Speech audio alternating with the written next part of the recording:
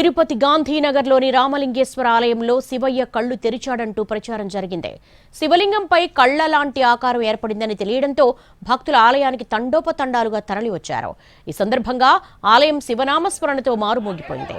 శివుడు కళ్లు తెరవడం శుభ సూచకమని, ఈ దృశ్యాన్ని చూడడంతో తమ జన్మ ధైన్యమైందని భక్తులు తెలిపారు.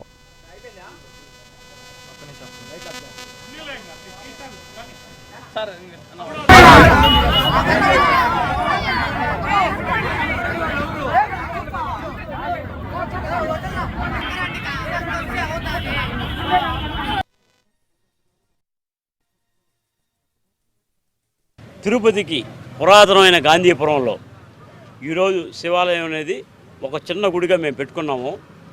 ఆ దేవుడు ఆశీస్సులో మా ఎస్సీ కాలనీ గాంధీపురం పైన ఆయన వెళ్ళలేని ప్రేమ చూపించి ఈరోజు మాకు దళితులకి మీకు నేను అండగా ఉన్నానంటూ మాకు కళ్ళు తెరవడం అనేది ఆ దేవుడు మాకు కల్పించడం జరిగినది.